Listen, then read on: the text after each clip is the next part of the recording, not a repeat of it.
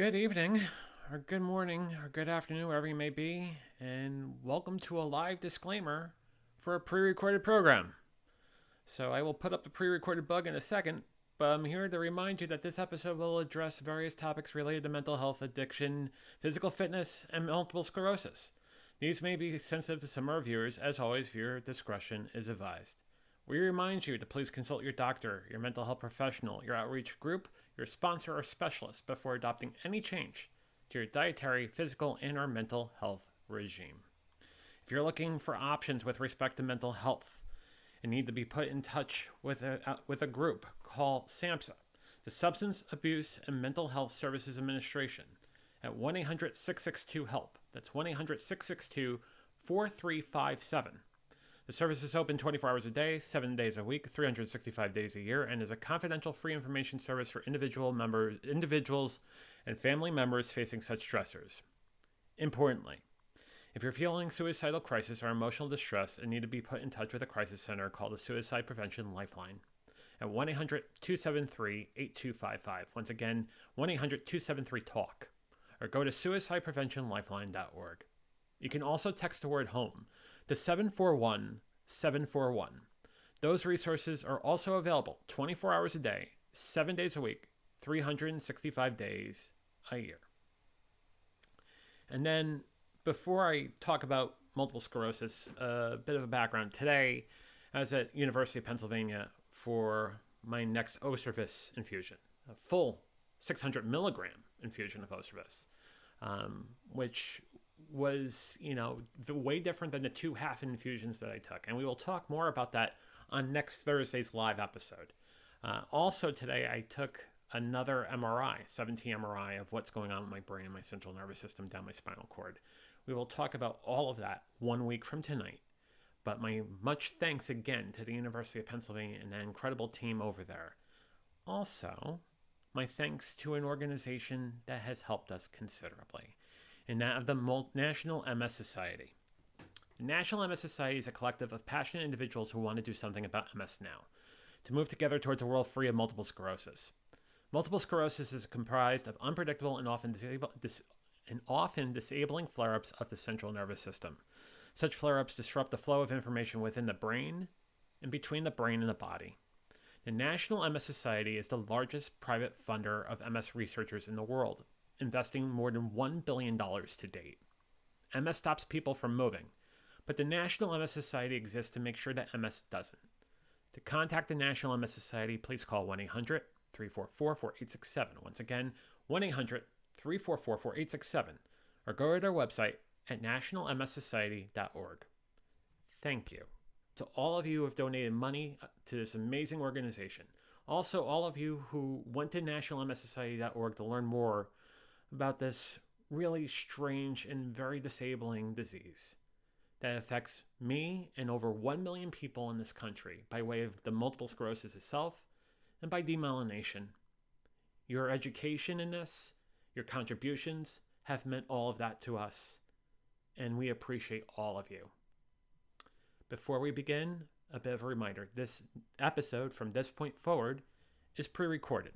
So if you have any questions for our guest tonight, Stephanie Phillips, by all means, do me a favor and send me an email over at theventureforward@gmail.com. We will make sure she gets those questions, and we may do a follow-up, or she may answer those questions in the comments or even live tonight.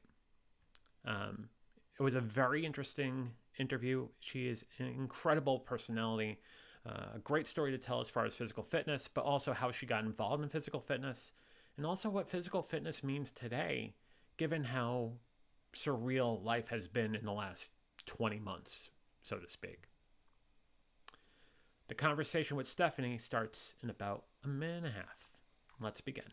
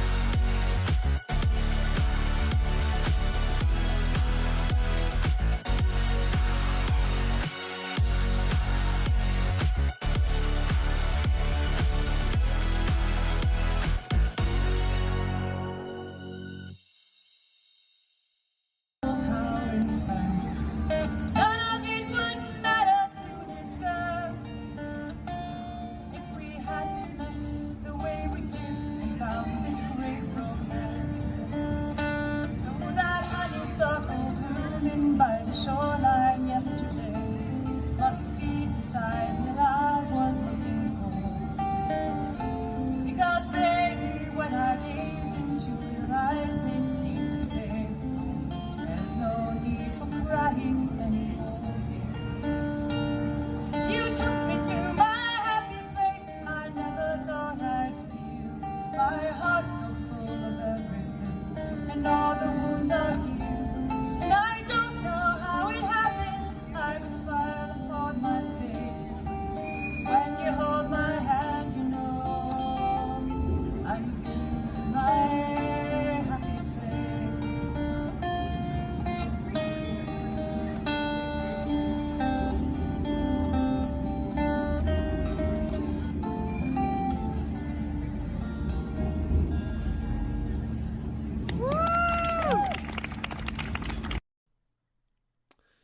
We've talked about physical fitness and the mind-body connection over the last year or so on the Venture Forward. Tonight, we're going to talk about how the two basically come together, not by way of just physical fitness, not just by way of nutritional health, but the importance of how the physical fitness story, the nutritional fitness story, and the mental fitness story comes together. Stephanie Phillips is an incredible personal trainer based in the Westchester, Pennsylvania area.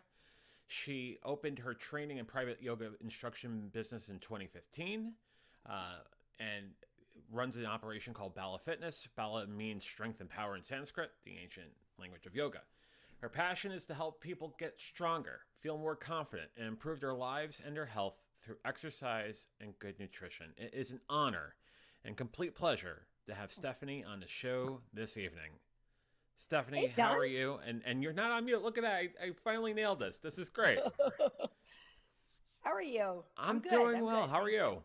Thank you for having me on. I appreciate it. Well, I appreciate you doing the show, and moreover, I really find your story very invigorating. I would say invigorating is the word I want to use.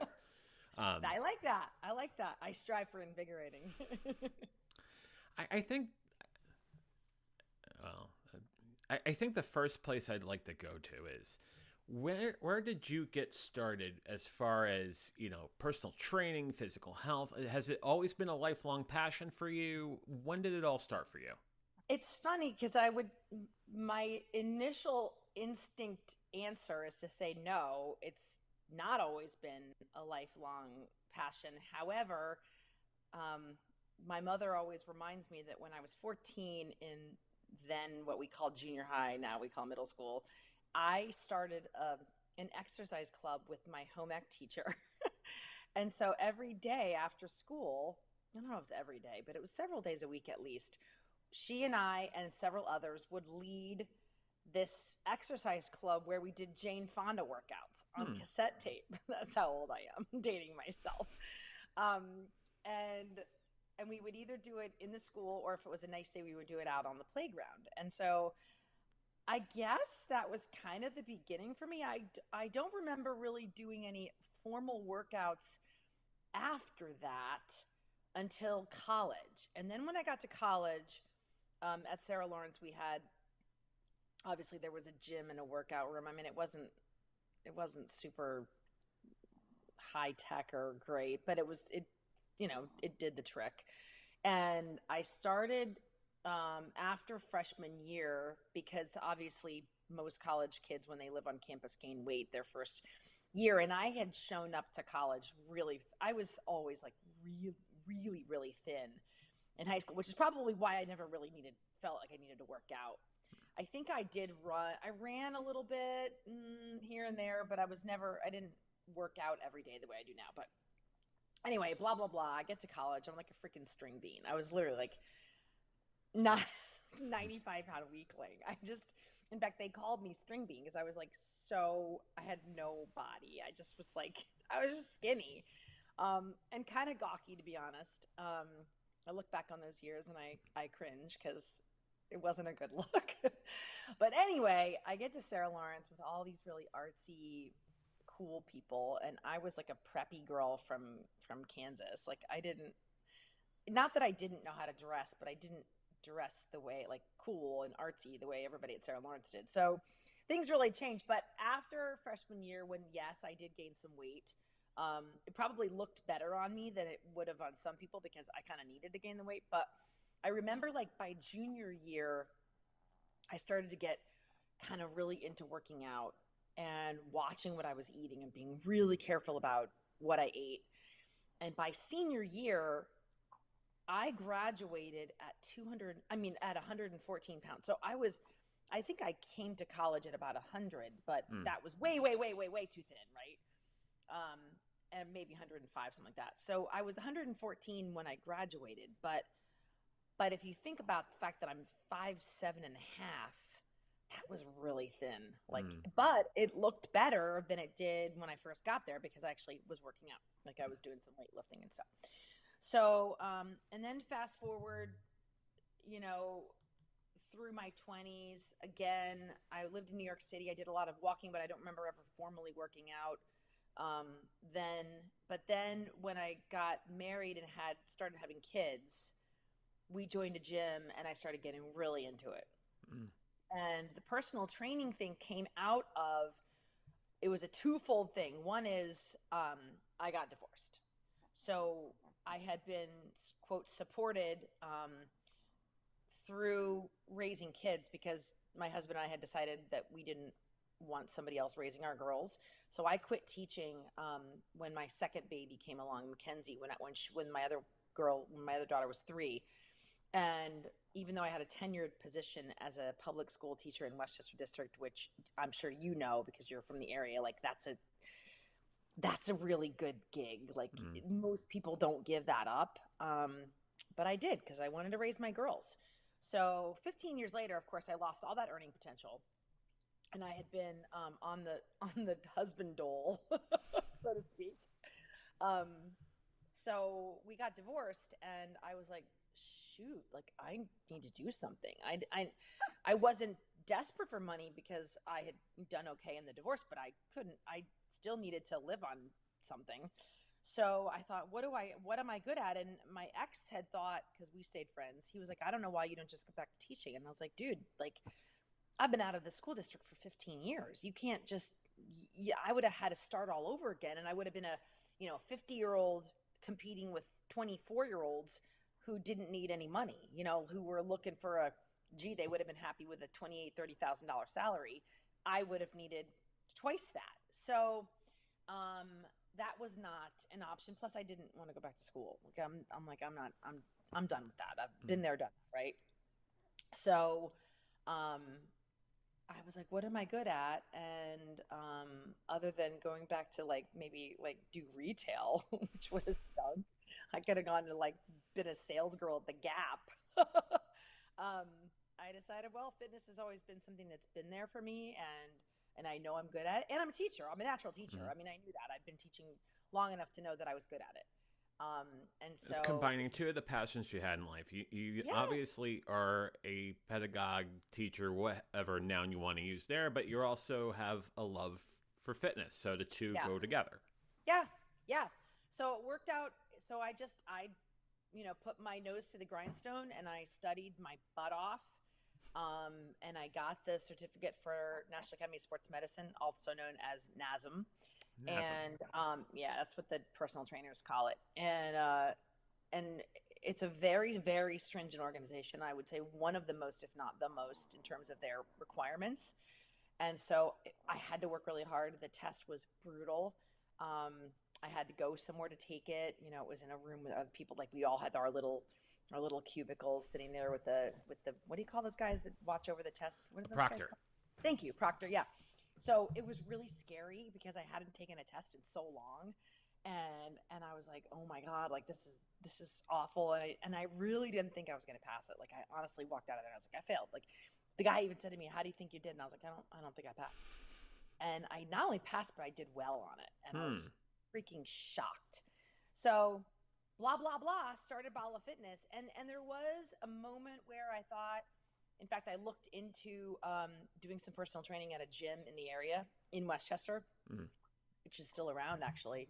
Even after COVID, I think they're still surviving. But the pay was ridiculous. I mean, it was like nothing. It was just barely over minimum wage. And I thought, you know what? I didn't spend all this time and money to go and work for somebody else, be told when to show up, when to leave, blah, blah, blah. I'm like, I'm not doing that. I'm going to do my own thing. And that's how Bala Fitness started. But the other piece of the twofold part that I said was that I had been a member at ACAC, which is, for those of you who don't live around here, it's the Atlantic Coast Athletic Club. So it's kind of almost like Westchester, or the Eastern Seaboard's version of, or I should say the Atlantic, whatever we are, the Delaware Valley. Mid-Atlantic. Northern Mid-Atlantic. The Mid-Atlantic. Yeah, the Mid-Atlantic's version of the New York Sports Club. Like, it's really high-end, very expensive.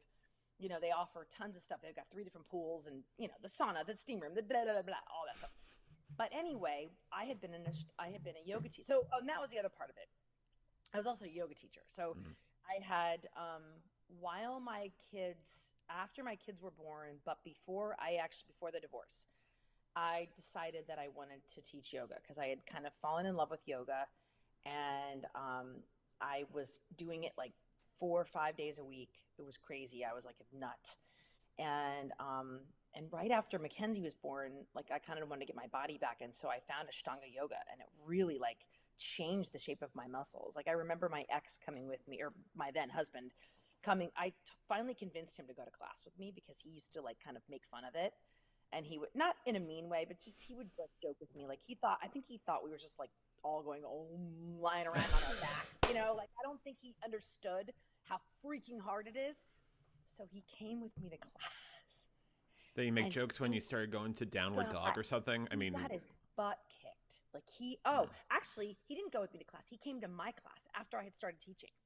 He came to my Ashtanga class. Oh boy. And he got his butt kicked. Like, he could barely even make it through class. In fact, I'm not even sure he did. And he never after that ever made fun of that again, because he realized how hard it was. So anyway, I started teaching Ashtanga at ACAC. And I was teaching twice a week there, and it would have been gym yoga had I made it that, but because I was a purist, and John, you know me well enough to figure out that that's the truth, right? Like, absolutely. I wasn't going to do some BS gym yoga crap. Like, I was going to teach Ashtanga.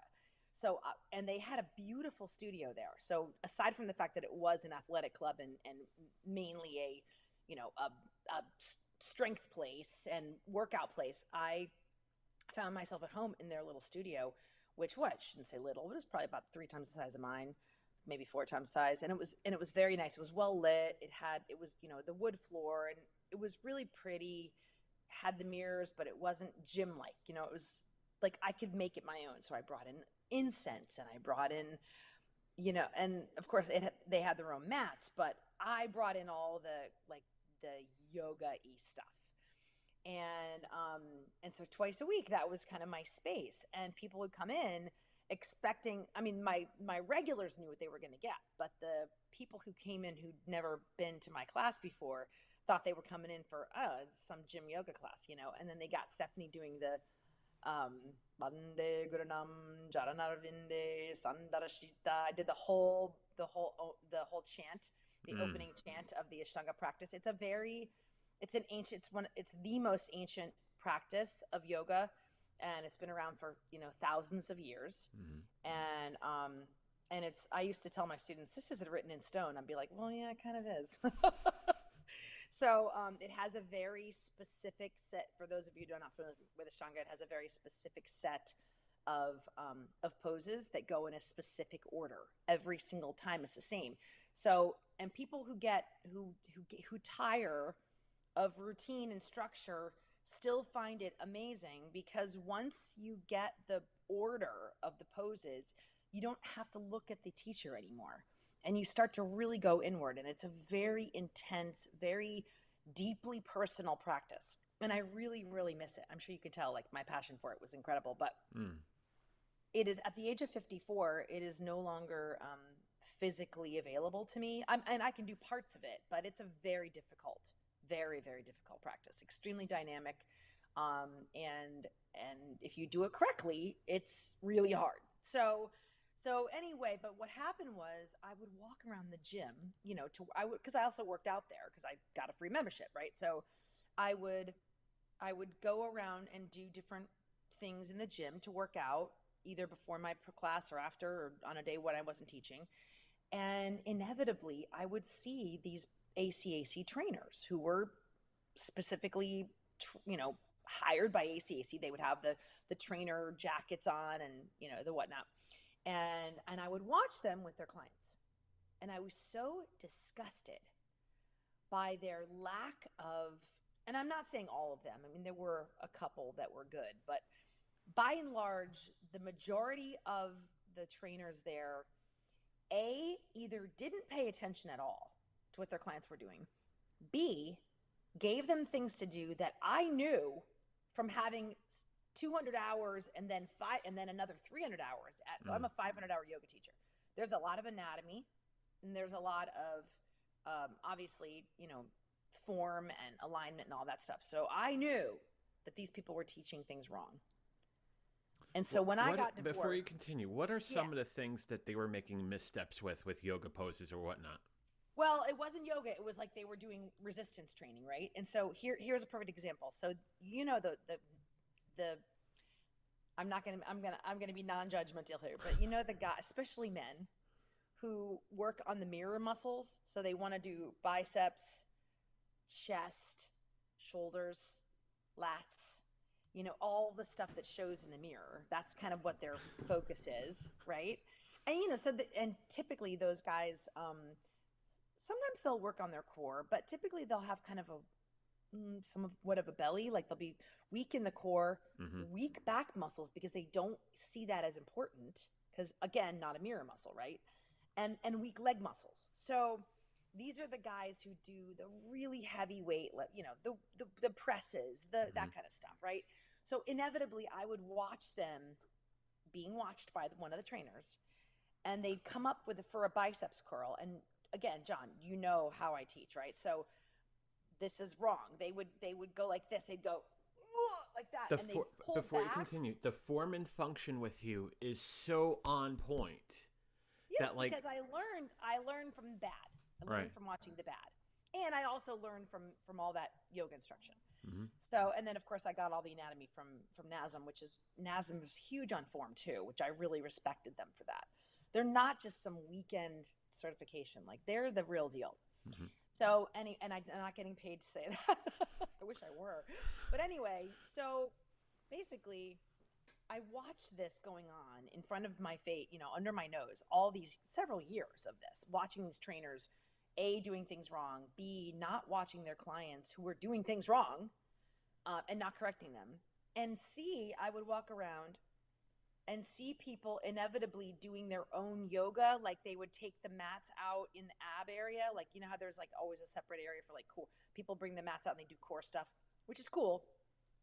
But inevitably, I would see people, either yoga students or non-yoga, either sometimes my own yoga students, but generally not, usually people that didn't take my class, who thought they were doing just some yoga stuff on the mat, like they're on their own, which is all well and good until they're not doing it correctly and they're going to get injured. And because I'm a teacher and kind of a born teacher, which I realized when I went to go teach fourth grade, that I was kind of meant to do that. I couldn't not say something. So I would walk around to people, at least once a week and say, listen, I'm not trying to get in your way or be a pain, but I'm a yoga teacher here. And I just want to make sure that you understand that this form is incorrect, because otherwise I don't want you to injure yourself. It was always out of concern. It was never like I'm the best and I know everything. I never meant it that way. It was just always, and some people got offended, to be honest. I had a couple people that pushed back from me, pushed back and didn't like it. But most of the time people appreciated the fact that I would correct them gently. So anyway, you see where this is all going. Like it all kind of came to a head. I got the divorce. I had already done yoga, and I was like, this makes sense. This whole like personal training thing makes sense. So that's where we are. Sorry. Yeah, I mean, it's amazing though, because the form and function and positioning is very important. I think a lot of people, and I included, right? I am fully guilty of this. I don't think that way because I've gone to way too many, group training classes or physical training classes where it wasn't down to that sort of form, function, and I wouldn't Well, say and minutia. it's hard to do that in a group class, John. That's the Right. thing. That's why personal trainers exist. One of the reasons was because you can't get that kind of. And when I taught yoga and I would have 15, 20 people in a class, I still walked around and still corrected form because it was never going to happen on my watch that somebody got injured in one of my classes. But to be fair, most Group X instructors who are demonstrating the moves, and that's the beauty of Ashtanga, once people learn it, you don't have to demo as much. You can go around and correct form. Um, so I didn't do as much demoing. I touched people. I went around and corrected their hands and things like that. Push them deeper into a pose if they wanted me to. All that's kind of stuff. But to be fair, Group X instructors can't really do that for the most part. Do you find it so that's a very important thing because I think about the growing preponderance of group classes and Yeah. not to throw any shade on them. I'm far from it. No, I actually they're great. Yeah. I look at something like Les Mills and Body Pump. Yep.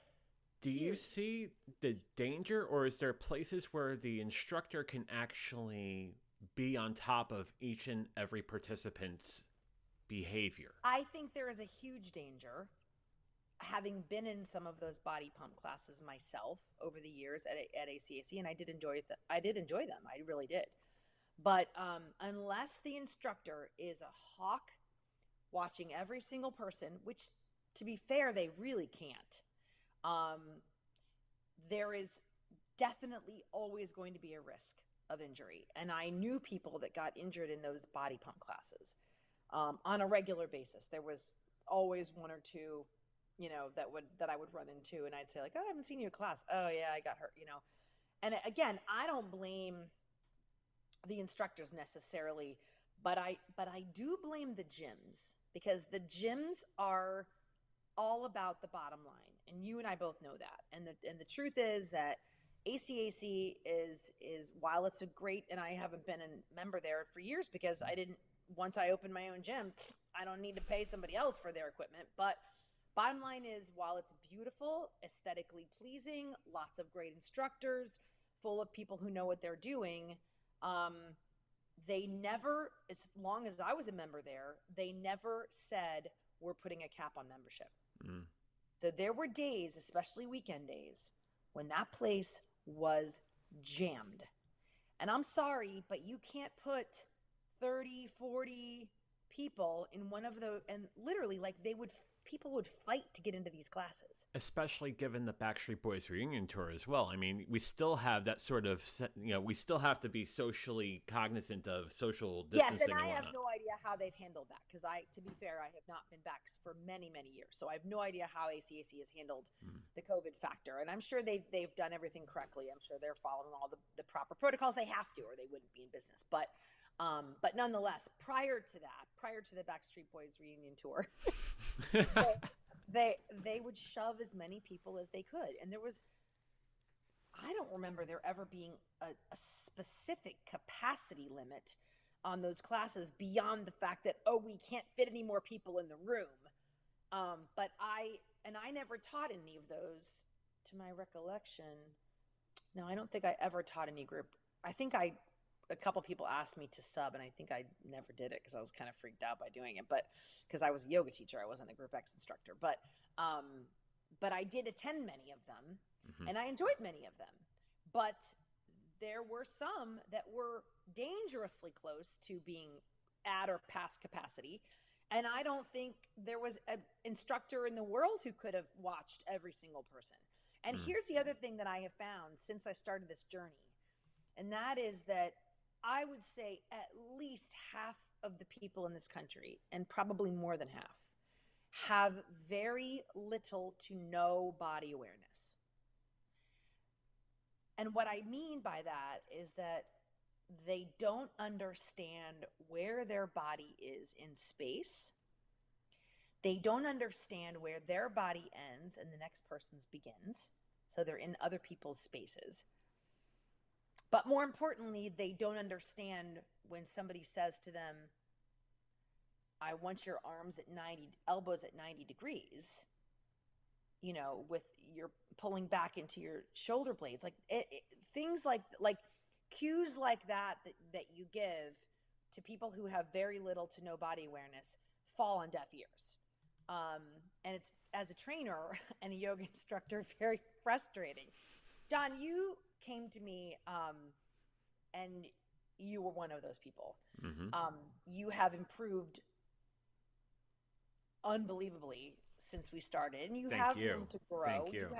You have a ways to go, but you are way better than you were when I first met you. Like, way better. And again, like I said, you're not alone here. Like, this is like I would say probably over half of people don't understand. And I don't know why that is, beyond the fact that our educational system is one in which our children sit in desks all day and get half an hour.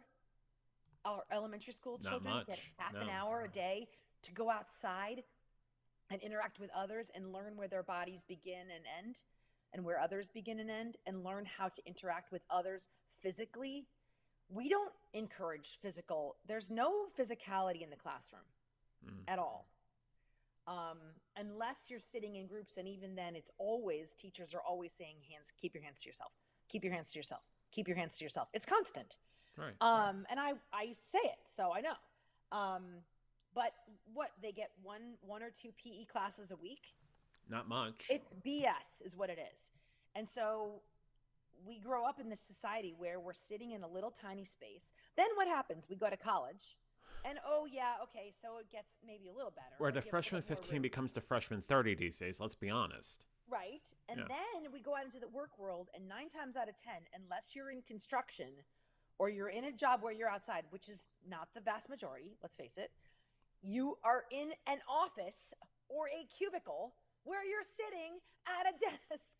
Sedentary, beyond sedentary. The problem just continues to perpetuate. So it's not only the lack of physical awareness, but it's the lack of physical activity. Yeah. And we're sitting in chairs where we're causing weak hips, weak glutes, weak backs, kyphosis, where we're leaning forward constantly over That's our the word I devices. was looking for the other day, kyphosis. You mentioned this word. It's like, what's that word? What's that word? It's kyphosis. Yeah, kyphosis. It means forward leaning, where we're hunched, our shoulders are hunched, our chests are collapsed. It doesn't lead for good breathing, and then that's a whole other thing where nobody's getting good breath anymore. So unless you're a yoga student, you don't even, or you're a baby who babies know how to breathe. They breathe from their bellies, right? You see a baby breathe and their bellies expand and fall, rise and fall. By the time we're adults or less than adults, maybe middle school, we're all breathing from our chest. So there's no diaphragmatic breathing. There's no belly breathing. That we're not getting good oxygenation of the blood. All this stuff is a problem. You can see, right? Yeah, I mean, I don't know. I don't know when my breathing became a bad thing, but it has. I mean, certainly, given the weight I was at one point in my life, many points in my life. Yeah, that's a whole other ball of wax. But yes, then you add on, which is a whole other layer, the vast majority of millennials and Gen Zs, or now they're calling them Zoomers. Did you know that? The Gen Zs? I heard that the other day. They're calling them What's Zoomers. a Zoomer? And then that's what we're calling Gen Zs these days. Did they sign off on that? That doesn't sound like the right. I don't know if they did, and I don't even know if my Gen Z girls know that. But my oldest daughter is 23, so she's just on that cusp. But she's definitely not a millennial. But but in any event, this group of people in your age group and below are saddled with really, really bad mental health issues. Anxiety and depression are rampant amongst millennials and Gen Zs. And I don't know why that is. And I'm sure that there have been studies. I have a theory. I always have a theory. Everybody has a theory. I certainly have mine. Yeah. I think that there is severe adrenal fatigue going on in that generation. And why do I think that? Because I think that we have so many toxins in our air and in our food supply specifically in our meat and our dairy supply, that is causing adrenal fatigue, which is leading to anxiety and depression, and overall bad health. And so if we could focus on getting our children to drink, I'm not an anti-dairy person, not a vegan, but if you're going to drink milk, it should be grass-fed milk from grass-fed cows. Yeah. And if you're going to eat eggs, they should be free-range, cage-free organic eggs.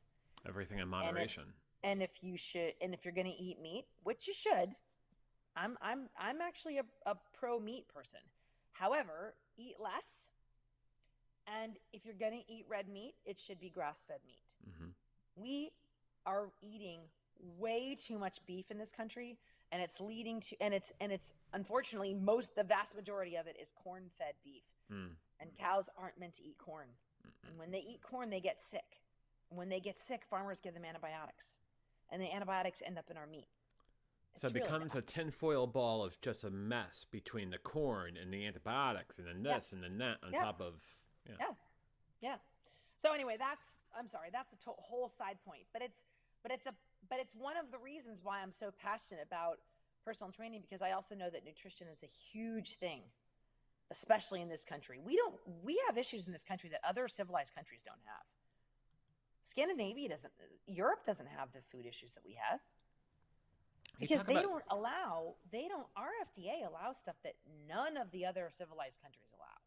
Well, the FDA and the USDA, and again, not to throw shade on the FDA and the USDA and our friends in Washington, but they can easily be manipulated, as evidently so over the last 30 years, 40 years. Yeah, absolutely.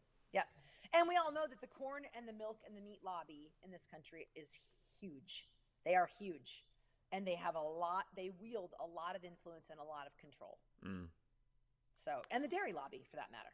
Yeah. I think of Scandinavia. I think about a diet that's high on seafood. So basically, omega diet, omega-3, that sort of thing. Yeah. I mean, you look at, I don't know if you've heard of the blue zones. Have you heard of the blue zones? No. There are 5 different places in the world where there is a much larger majority of centenarians than anywhere else in the world. And I can't give you all of those because I don't have them memorized, but one of them is Loma Linda, California.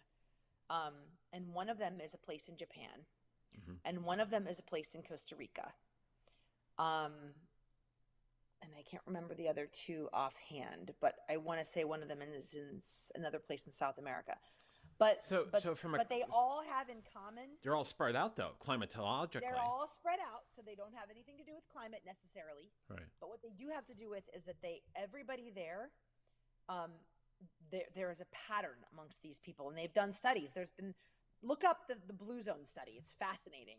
We're going to get a graphic of the blue zones as you continue here. We'll put that up. But I mean, you're all over the place. It's so cool. So what they have in common is that they have a shared connection with each other, so that people have personal connections. They are active. They move every day. They eat a relatively plant-based diet with much less meat and much more seafood. They all practice some sort of faith, and it doesn't have to be a specific faith. It just has to be a faith, some sort of spirituality. And what's the 5th one? Stephanie might have forgotten that one. Yeah, I don't remember it, but we'll have to give you partial credit on that. I'm sorry. Yeah. 4 out of 5. You get the idea, but yeah, exactly. So that's what I'm trying to say. Like, if we could all be like the blue zones, we'd be in much better condition. You know, you mentioned something that was really important in that list, in the sense of how important spirituality is in that. Mm-hmm.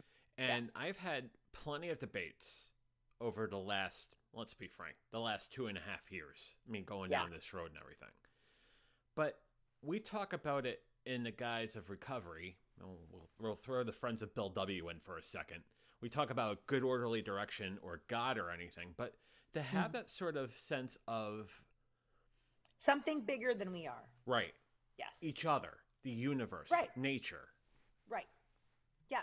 And that's the other thing, John. I think, and again, I don't know that this has been proven necessarily, although there probably have been studies on it, that the millennials and the Gen Zs tend to be generations that don't have a lot of faith. They don't subscribe to organized religion, and I don't have any issues with that. I mean, I'm a Presbyterian minister's daughter, so I grew up in an organized religion, and I happen to still love it. I'm not a practicing Presbyterian, but I'm probably more Jewish than anything else now because I married a Jew and raised my girls Jewish. My girls they went through the whole Hebrew school thing, had their bat mitzvahs, and then they gave up religion. They don't want anything to do with it. And I haven't forced it on them because it's not my place to force it on them. But I'm hoping that sometime, at some point in their lives, they're going to return to that because I think that it's an important piece of being human and living a full and healthy life, knowing that you can call it, like you said, call it whatever you want. Call it the universe. Call it, a greater being than whatever. Greatest orderly direction, Okay. It spells out to be God, but yeah, of course. Right. But or the higher power, which is what AA calls it. All of that is okay. I just think that we need to understand that we're not so important. You know what I mean? Like there are things bigger than we are, and I also think that there's another piece to the depression and anxiety, which stems from not understanding, and this may just be because of their youth, because this is a young, they're still young, this group. They don't understand that things do happen for a reason, and that there is some order to the world, and that it's not just luck and randomness.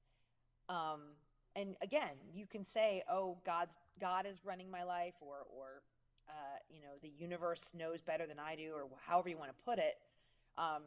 And it's not that we don't have free will. Obviously, we all do, and we act on that free will. But the fact that knowing that there is an order to things, knowing that there are things bigger than we are, that there is a reason for things happening, that we can help using our minds manifest a greater reality. Those are all important things to know. And maybe it's just that I'm 54 and I've just learned it over the years, Yeah. Maybe in time they will too, but so anyway. Speaking of one of the most heralded or most widely consumed, not only books, but documentaries on manifesting, in that of The Secret. Are you a big believer in The Secret? I am. Now, let me say this. The Secret has become very commercialized. As you said, it's branding, it's marketing, everything has been monetized. So that part of it I take with a grain of salt.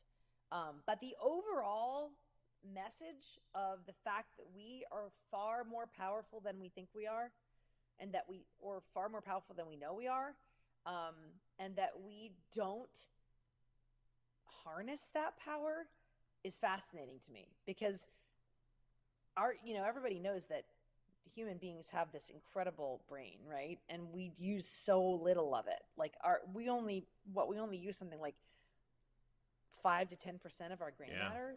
I heard about 5 or 6 actually. Yeah, right. Yeah, like 10's a high number.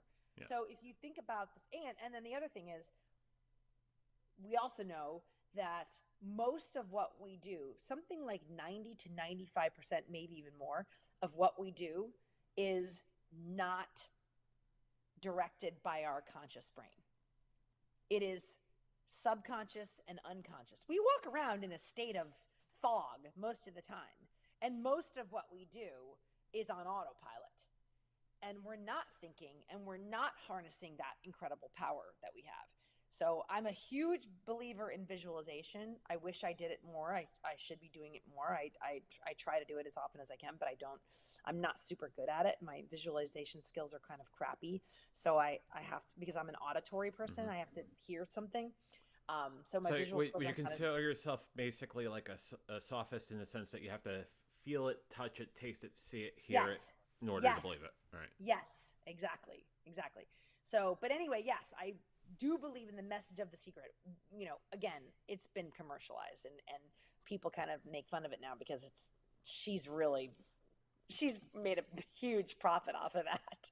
But more power to her, right? You know, she capitalized on something that's ancient wisdom that we all should know, but we don't. I'll tell you what, and I'm going to go to Maine for 1 second. As far as The Secret's concerned, and I don't think I ever talked about it on the show, but it took a 2-hour viewing of The Secret in a hotel room in Chicago to realize what the next step of this journey was. I understood exactly what I was trying to do as far as losing the weight for the 3rd time and trying to get myself to a better place mentally, but to hear about the power of manifestation in a very well-produced documentary, and again, I seriously recommend it if you haven't seen it, was life-changing. And The book is literally even mean better, that. John. The book is even better. Oh, the book is phenomenal. Yeah. But yeah, there's so much to be said about being able to manifest things and being able to go forward with that and realize that we are capable of anything in this life. Yeah. I guess that brings me to my next question. Is my own questions. I haven't gotten to the viewer questions yet, and I apologize. We'll get there soon. I promise. Okay. That's because I talked too long. No, you're fantastic. This is absolutely phenomenal. Seriously, and thank you once again. But Oh, thank you. It's an honor. what I'll say is multiple sclerosis and demyelination, basically a neurological sort of thing, right? What do you think? Why do you think the numbers for multiple? And you're not a neurologist, I know that, but Yeah, I'm not a doctor. I just play one on Facebook. That's right. That's right. Why do you think we're seeing more of those sort of diseases and disorders, not only in Gen Z or the millennials, Gen X? I'm a Gen Xer. Right. Why do you think that is? I don't know. My guess is it has to do with the toxins in our air, in our water, and in our food supply. I mean, if you look at just Flint, Michigan, for example, and what they've been dealing with over the years, that is not something that is specific to Flint, Michigan. It got a lot of press because of the horrific nature of it and the way the politicians handled it there in locally, but this is happening all over the country. There are places in Pittsburgh that can light in the Pittsburgh area in Western Pennsylvania that can light their water on fire because we have this natural gas. We've got the fracking going on all over the country, but particularly in the western part of Pennsylvania, that is causing really bad water problems. I mean, we had a major hurricane here. Those of you who live here on the East Coast, we had a major hurricane a few weeks ago, Hurricane Ida. And my mother, who lives in Devon, Pennsylvania, she's on a main thoroughfare. Like, we're talking like, first of all, extremely high real estate, right? And on a main thoroughfare where, you'd have to go if you were an ambulance to get to the hospital. Like, that's the kind of road she's on, which I'm not crazy about, but it is what it is. And for 2 weeks following Hurricane Ida, she had no potable water in Devon, Pennsylvania. Chester County is one of the highest income earning, wealthiest counties in the nation. Yes. And she didn't have potable water for 2 weeks. So this is not just Flint, Michigan, right? So we've got water, we've got food issues in our food sources and our all of the antibiotics and all the stuff that's happening in our meat and dairy supply, and way too much corn in our diet. And then we've got the toxins in the air. Yeah. And that's my only explanation. I don't know. I'm not a scientist. I have no idea. But my speculation is that we're doing it to ourselves. And to be absolutely fair, Stephanie, it is going to be a question I bring up on Thursday when I'm back at University of Pennsylvania for the next round of service. Is because I am curious about the growing numbers. I was shocked when I was looking at the National MS Society. The number that they're saying of people that have MS in this country is 7 digits now. And like I go through my read on every episode. It's a million people in the United States that have multiple Yeah. sclerosis. Now, if you add in all the people who have lupus, like my sister, who got lupus when she was 12, diagnosed with it at 12, thought she was going to die at 13, was planning her own funeral at 13. She did not. She's now 50, just turned 50 in July. But she suffers from systemic lupus, and it is an autoimmune disease, and it functions similarly to MS, has similar symptoms, and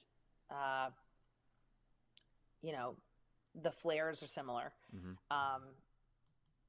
Again, if you add lupus in there with the MS, it's stunning. Yeah, it's and I'm not talking about the doctors that I've been working with. They're fantastic. Both at UPenn and I'll say it too, Hartford Hospital, UConn, but also John Hopkins down in Baltimore. All the doctors, phenomenal. Dr. Eileen Mowry down in John Hopkins, incredible neurologist, and I thank her for bailing me out of what was a very tricky situation when I started a consulting gig and I was receiving what was going to be the beginning of a flare-up. To have me on pill form Solu-Medrol right off the bat, within a week, I was feeling fine again. Dr. Mowry, much thanks to you. Yeah. But like, again, it's like these sort of things aren't waning; they're actually growing, and there are more and more people that are coming to the precipice with these sort of disorders, and it's just mind-boggling. Yeah. Yeah. I don't know. Yeah, and if you tie everything back together with someone who's lost as much weight and gave up drink, obviously that was going to come up to the head. If I dealt with this in 2011, that was going to come to the face of things again in late 2020, and that's what happened. Yeah. Would you like to take some viewer questions? Sure. Let's start with Michelle in Pennsylvania. She asks, when did you, I think we addressed this somewhat, but maybe you want to shed some more light on this. When did you know you wanted to work in fitness and nutrition and help others? Again, I think it happened kind of as a result of both getting a divorce, needing to support myself, and all of my yoga training and watching those trainers at ACAC, all of that kind of came to a head. And I realized, and having been a teacher of elementary school students, knowing that I was good at that, and that that would be something that I could not easily do, but something that I could kind of transition into following the divorce. I know you addressed that too, and I see someone who has many different passions in life and having an opportunity to bringing everything together. And if that is not the telltale sign now, if only I could get this singing songwriting into my fitness, into my personal training. Yeah, you could start singing and everything while people are doing, tricep extensions, and you got something. Right. The singing personal trainer. There you go. let's get legal to copyright that and trademark that, can't we? That'd be phenomenal. Matt Haas, a co-host on VF Talks, had a question for you in the sense, is there personal training advice that is unique to someone on the keto diet? I wouldn't say training advice. I would say my opinion of the keto diet is mixed. I think that it has a place, and I don't know if everybody who is familiar with the keto diet, stands for ketogenic, and it started as a result of doctors putting together a diet to help children with epilepsy. So it's definitely a diet that works for certain things, and one of which was found to be weight loss, because it's a very low carb diet.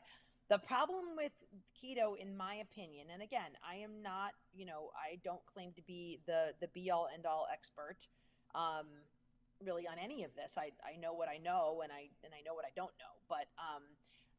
But keto is while it can be a very good jump start to losing weight, I don't see it as a sustainable way to live overall. And the reason is that our bodies have evolved, and you know, the commonality, the kind of, what do you call it, the trademark description of keto, when you hear the keto enthusiasts talk about it, is that we weren't meant to eat grains. We were cavemen, you know, we evolved from cavemen, and they ate plants and animals, and you know, they didn't have grains. And to be fair, that's true. The problem is that they're missing out. They've completely erased the thousands of years between cavemen and now. And we have evolved to need grains in our diet. That's just the truth. So I'm not saying we've evolved to eat Twinkies.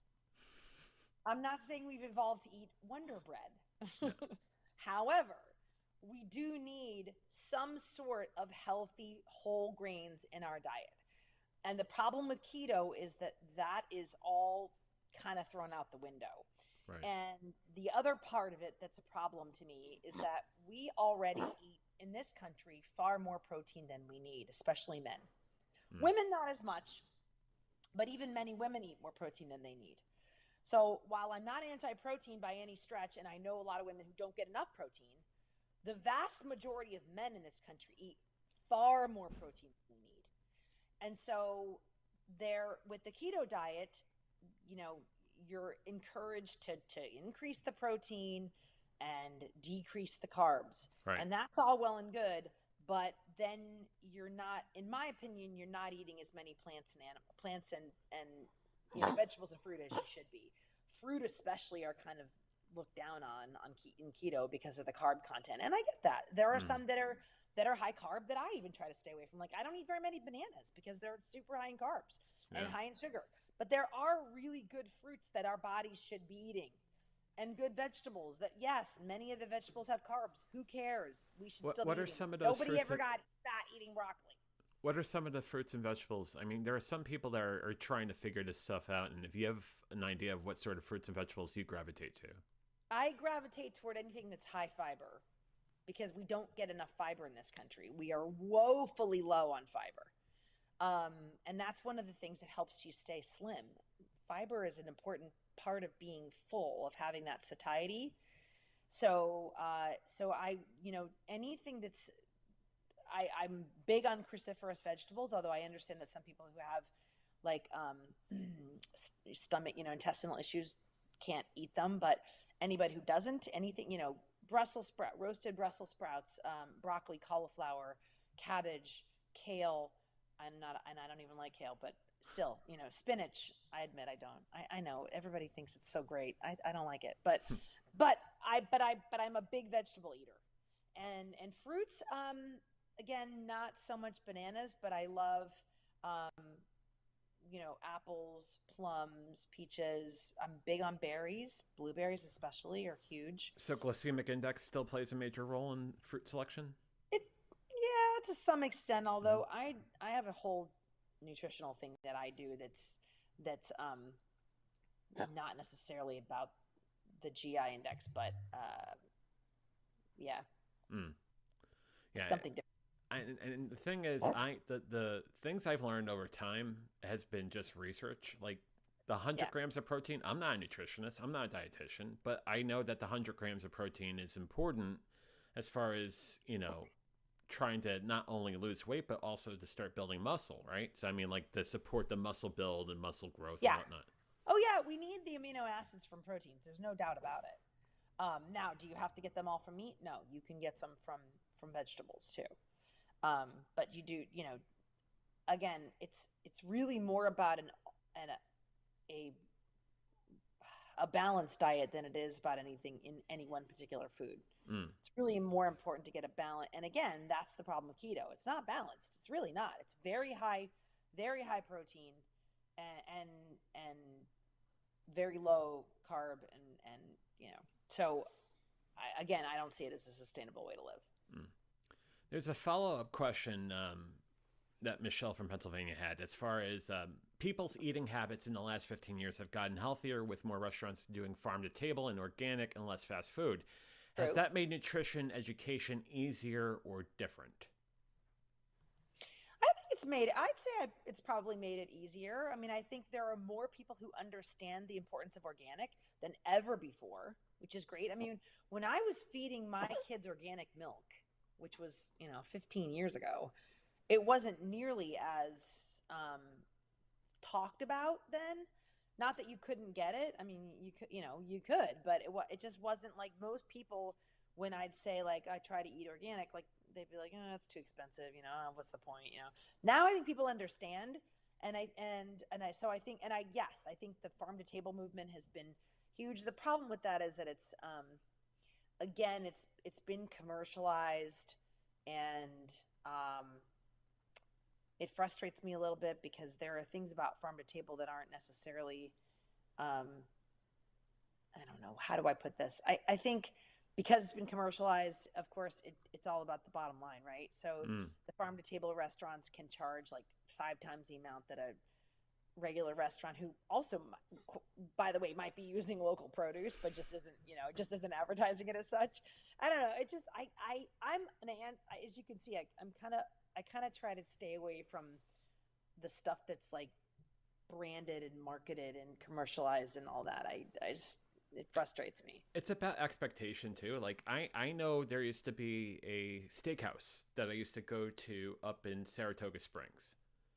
And when it first opened, they were very big about advertising where they're getting their produce from, where they're getting their beef from, blah, blah, blah, blah, Right. blah, blah. They changed ownership. They changed to an owner that is one of those celebrity restaurateurs and whatnot. And that seemed to go right off the bat, right off of the menu, which I thought was one of the most endearing things about the menu. I knew exactly where the menu's coming from. Right. Right. And like Yeah. the food quality started to go downhill too, because you could tell that the people that were doing the buying for the restaurant wasn't doing the same either. Mm-hmm. Hang Like on. it's very I'm picking important. up I'm changing my venue really briefly just so I can let my dog in. She's scratching at the door. Yeah, that's what the sound was in the background. Yeah, exactly. Yeah, Lucy's scratching at the door. I think she needs to go out. Come on.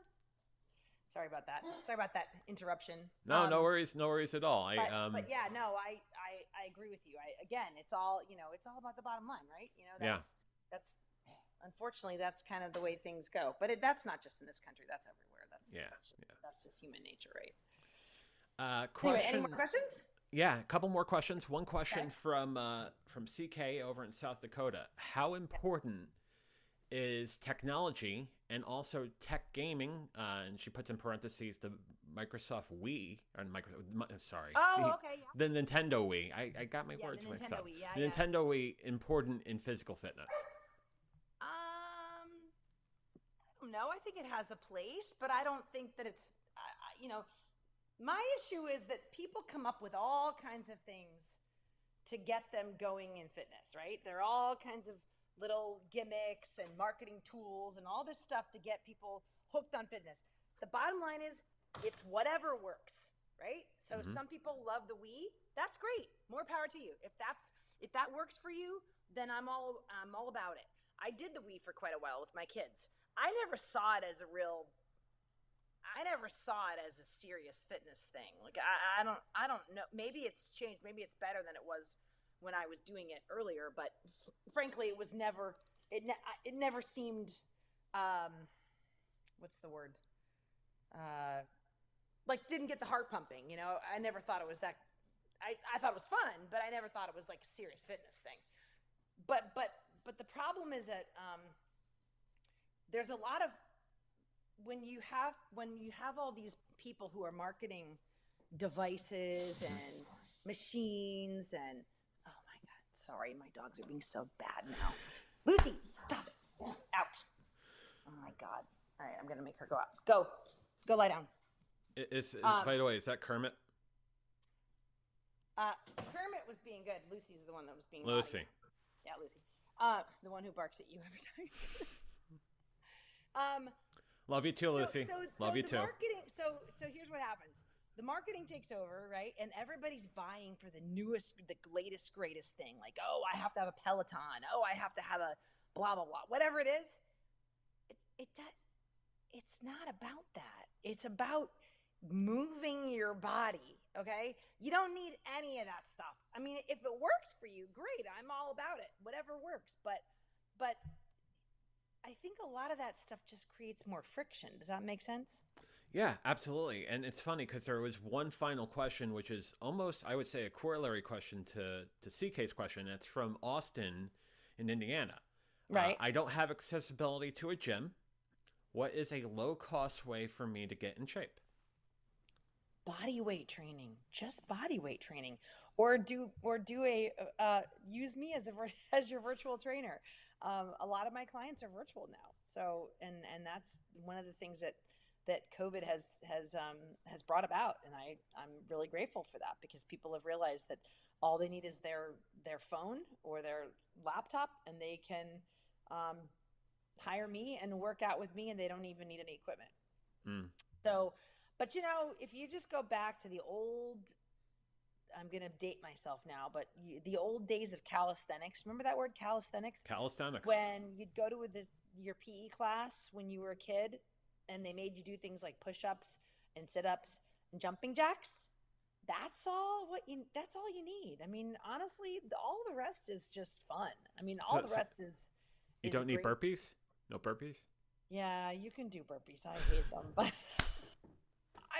if I ever meet the man who invented burpees, he might find my fist in his face. That's part of throat punching 101. And I'm not a violent person. I'm actually a pacifist. That's how much I hate burpees. See, it turns pacifists into, UFC fighters. Raging, so, thank angry. you. Yeah, exactly. No, but they are very effective. Stephanie, I gotta thank you very much for what is a great interview, but also all the work that we've done together in the last few months. You're absolutely phenomenal, and thank you for everything. One last question for you: Is there anything? Yeah. Is there anything you want to plug? Anything you want to talk to? Also, any final thoughts? Well, I wanted to plug the fact that I have a new album out, which is not so new now, but COVID kind of made it that whole year invisible. So my latest album is called What Have I Lost? I am a singer-songwriter, guitarist, lifelong. Started when I was 9 years old. Been writing since I was 9. I just wrote a new song on Friday, as a matter of fact. So that's songwriterstephaniephillips.com. You can buy my albums. I'm also on Instagram and Apple Music and Amazon Music and Spotify and all those other places that you can find Stephanie Phillips music. Yeah, my only final thought is it was a pleasure to speak to you and be an honor to be included on the show. And I have immense respect and admiration for you, John. Thank you, Stephanie. And certainly, after this episode, if you have any additional questions that you want to shoot over to Stephanie, you can see her at her website, but you can also email the show to ventureforward@gmail.com, and we'll definitely forward them over to Stephanie as well. Yeah, that'd be great. Okay. Stephanie, you have a great rest of your weekend. Thank you very much. You're welcome. Thanks, John. And I'll see you soon. Okay. Take care. Bye. Stephanie Phillips, ladies and gentlemen, an incredible personality, just an incredible heart, incredible mind, but also is there to help people, and you could tell that in this interview. She's absolutely extraordinary, and I can't thank her enough for doing the show tonight. Just a bit of preview: tomorrow night, VF Talks, where we talk about anything and everything with Matt Haas and Paul Burke and all of you in the Venture Forward community. It is a fun time for sure, and certainly I will need a VF Talks after the O-Service infusion that I have gotten tonight that we're doing a pre-recorded interview for. So looking forward to hanging out with all of you Friday night, 6:30 Eastern, 3:30 Pacific. And then the next week, we have a couple of key topics, but we will talk about that coming up soon. Just stay tuned to the YouTube channel and the Facebook page for the topics for the following week. Tuesday and Thursday episodes at 8 o'clock Eastern, 5 o'clock Pacific. But until then, I'm going to say the same thing I say at the end of every Venture Forward or VF Talks. Stay safe, Stay sane, stay strong, stay sober. You're worth it. I'll see you tomorrow night at 6:30 Eastern, 3:30 Pacific for VF Talks. Have a great night. Fly be free.